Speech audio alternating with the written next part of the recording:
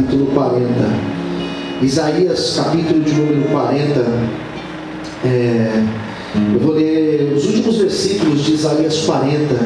Vamos começar lá no versículo de número 28. Isaías 40 e o versículo de número 28. Hoje eu vou precisar correr, irmãos, porque a hora voou, né? A hora já voou. Eu vou acabar o culto meio-dia hoje, porque às 18 horas eu estou de volta aqui, para a glória de Deus. Aleluia. Quantos precisam ouvir a voz do Senhor? Diga amém. Amém.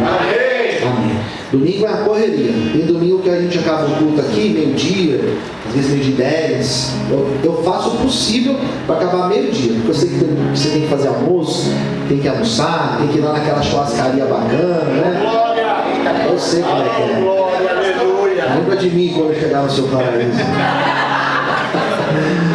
Lembra de mim. E eu tento acabar meio-dia, mas é muito corrido no domingo.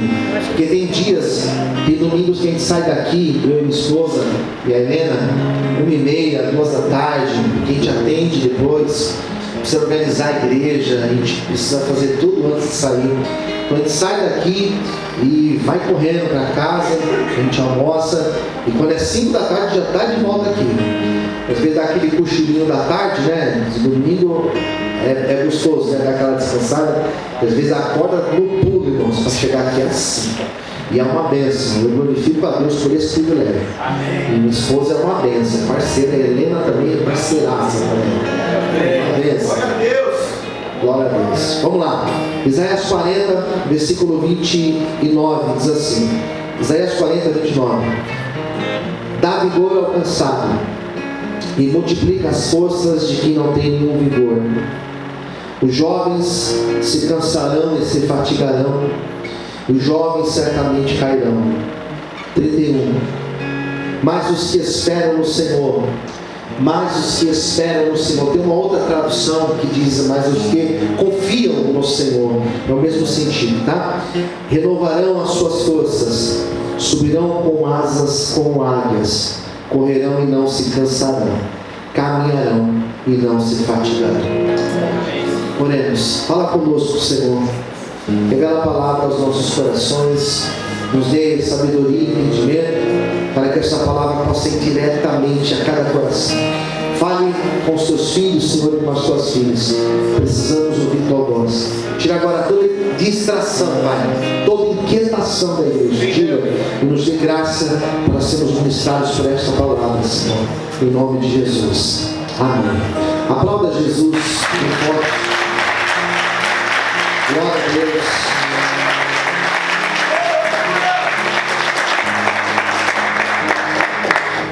Um dos livros mais difíceis de se falar é o livro do profeta Isaías.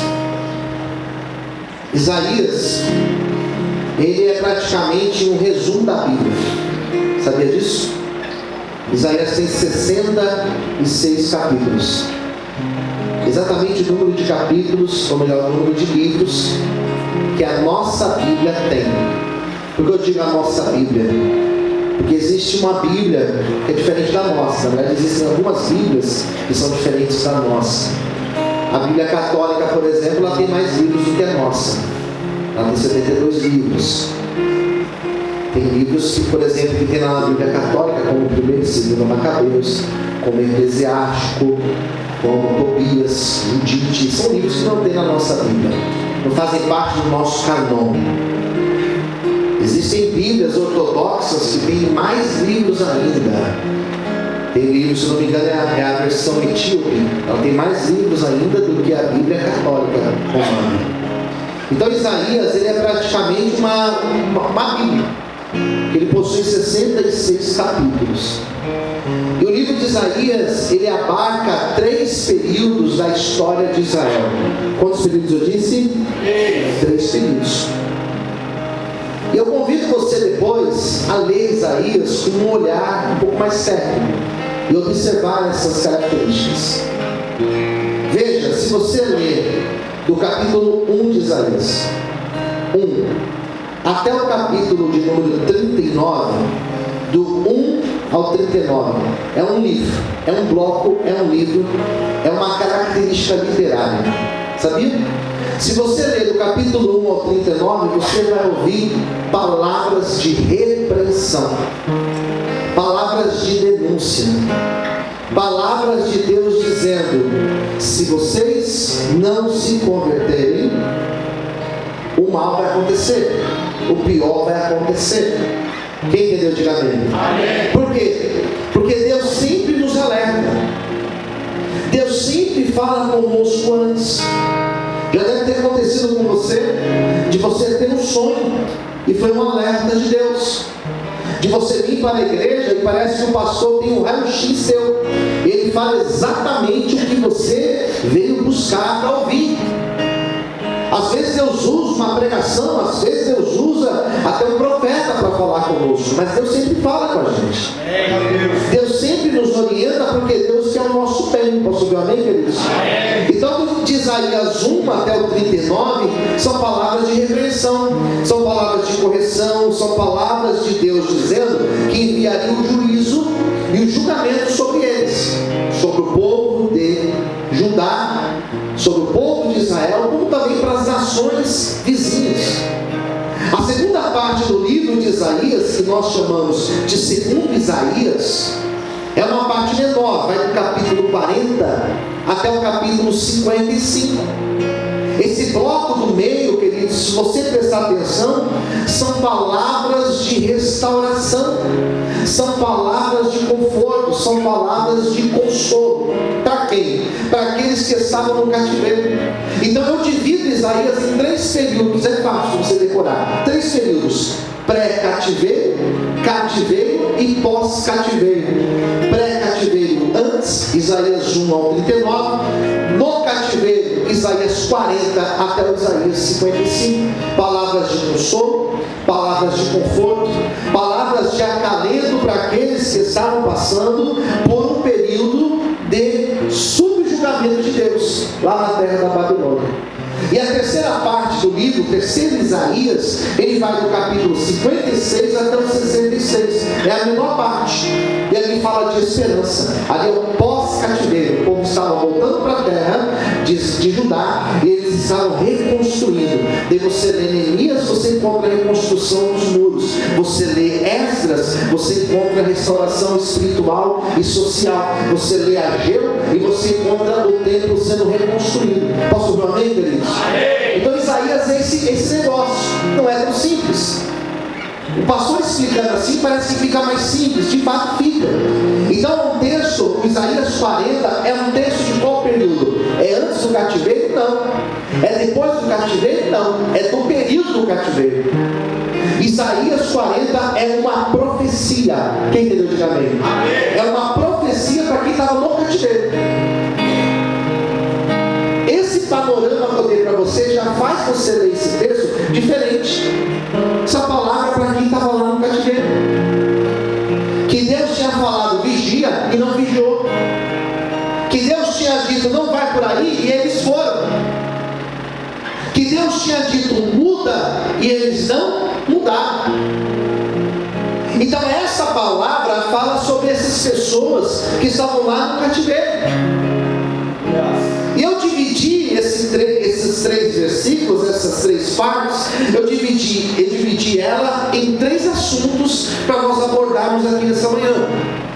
De forma rápida, porque eu vou ser bem rápido hoje. São 3 assuntos que nós encontramos aqui em Isaías 40, os últimos versículos. Quais são os 3 assuntos? O primeiro assunto é o cansaço. Pergunta para o seu irmão lá, você está cansado? Pergunta para ele. Tem gente que já vem cansado. Eu hoje, quando foi 10 horas, se for horário de começar o culto, eu já estava cansado. Tem misericórdia.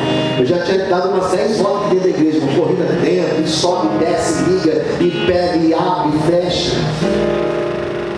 Mas esse cansaço aqui, ele não é apenas um cansaço físico. Porque existe o cansaço físico. De alguém que acorda cedo, de alguém que trabalha, de alguém que tem que fazer alguma coisa, de alguém que dirige, de alguém que tem que arrumar a casa, de alguém que sai para trabalhar. Esse cansaço ele é inevitável.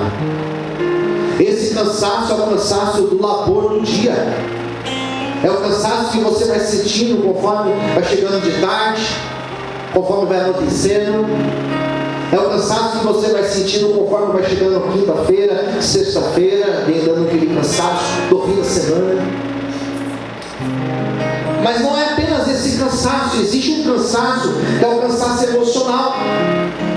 Existem pessoas que elas estão cansadas e não é do trabalho físico que ela tem que fazer, mas é um cansaço emocional. São pessoas que elas estão esgotadas emocionalmente. Existem diversas síndromes aí sendo faladas hoje. Quando você estuda a psicologia, você aprende um monte de nome, um monte de síndromes, um monte de esgotamentos que vão recebendo nomes. E de fato, emocionalmente também cansa. Quando você está debaixo de muita pressão, você se sente cansado. Quando você está sendo muito cobrado, você se sente cansado. Então perceba que a palavra cansaço, ela não trata apenas de um cansaço físico, mas ela também trata de um cansaço emocional. Quem está entendendo, diga amém, queridos. Isaías fala de um cansaço, e um cansaço inevitável. E se eu falar de cansaço aqui hoje, falar de razão para você se sentir cansado, eu poderia citar uma lista imensa, mas eu quero destacar algumas coisas sobre cansaço. Primeira coisa, quando você está com excesso de preocupação, você vai se cansar. Excesso de preocupação gera cansaço. Isaías 40 fala de confiar em Deus. Ou seja, a preocupação é o antônimo, é o contrário de confiar em Deus. Quando você está com excesso de preocupação, com excesso de ansiedade, como foi dito na abertura do culto, quando você está com excesso de preocupações acerca do amanhã, você se cansa. Porque você não alcança o amanhã. Na verdade, o amanhã não existe. Talvez vai existir, mas ele não existe. O que existe é hoje. Ontem não existe também. O que existe é somente o hoje. Então, o excesso de preocupação gera uma ansiedade que vai levar a pessoa a sentir um cansaço, a sentir um desgaste emocionalmente. Talvez eu estou pregando para pessoas que estão aqui, ou estão me assistindo pelo vídeo, me assistindo pela transmissão, pessoas que estão cansadas, e o motivo do teu cansaço é porque a tua cabeça não para, é porque você está aqui e já está pensando no amanhã, é porque na verdade existe uma falha na tua relação com Deus. Se hoje você decidir confiar no Senhor, Ele vai renovar as suas forças, Ele vai te encher da presença dEle, e Ele vai tirar esse cansaço da tua vida, e Ele vai te renovar, em nome de Jesus, aleluia! Louvado seja Deus!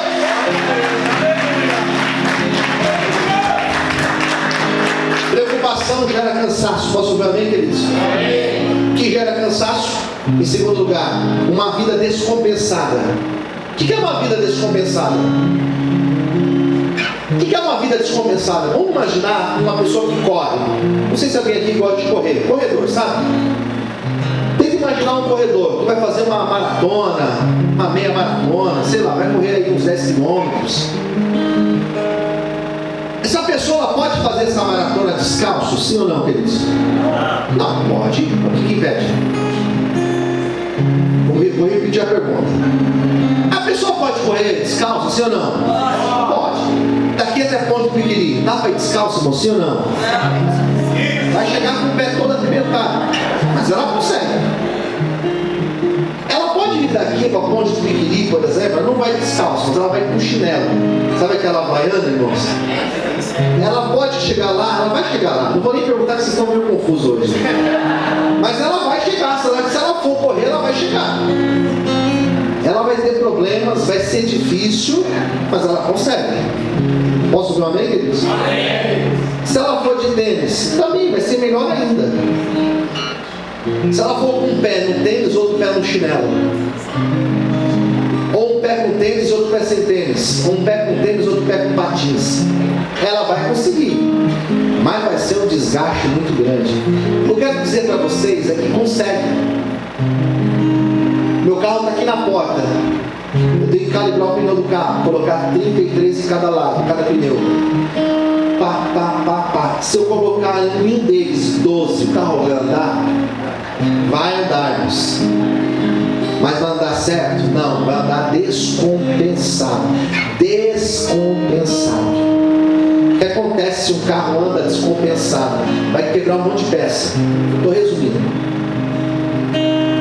A pessoa cansa se a vida dela estiver descompensada. Cansa. Porque se você está bem espiritualmente, tua comunhão com Deus, você ora, você não tem vícios, você não é uma pessoa que o pecado está lá gritando na tua vida, não é? Você está tranquilo nesse lado. Mas se a tua vida financeira não está bem, você está descompensado. Ou então você está bem financeiramente, você está bombando com dinheiro, está legal financeiramente, deu certo, o trabalho fluiu, mas o teu casamento não está bem, você chega em casa e é um inferno na sua casa, você está descompensado. Quem entendeu, diga amém. Então não adianta você estar bem financeiramente e a saúde está mal, o casamento está mal. Não adianta você ser uma pessoa que ora, que busca, que jejua, mas você está quebrado em outras áreas da tua vida. Não adianta. Isso é descompensado. Você vai cansar. Você vai cansar. A vida, quando ela está descompensada, quando você está desequilibrado na tua vida, você está correndo de chinelo num lado e no outro lado tênis. Você está com tênis de corredor de um lado e do outro lado você está de patins, está de salto alto. Então a tua vida está descompensada. Isso cansa. Isso causa um desgaste físico e emocional na pessoa. Deus nessa manhã, Ele não quer que você esteja descompensado na tua vida. Ele quer que você tenha uma vida plena na presença dEle. Por isso, em nome de Jesus, deixa o Senhor trabalhar na tua vida, tocar na tua vida nessa manhã, porque Ele quer trazer plenitude sobre a nossa vida, em nome de Jesus. Aleluia! Louvado seja Deus. Terceiro lugar, sabe o que cansa? Sabe o que cansa? Você está fora do propósito de Deus. Você vai cansar. Já viu aquele tipo de pessoa que trabalha e não está no propósito de Deus, então a vida parece que é um negócio terrível? Quando você sai da vontade de Deus, sua vida trava. Quando você não está na vontade do Senhor, você fica ali batendo, e as coisas não acontecem na sua vida. Isso causa um cansaço. Em último lugar, queridos, a pessoa, ela cansa quando ela quer carregar uma carga que não é dela. E nós que temos filhos, nós somos muito facilmente levados a carregar cargas que não são nossas.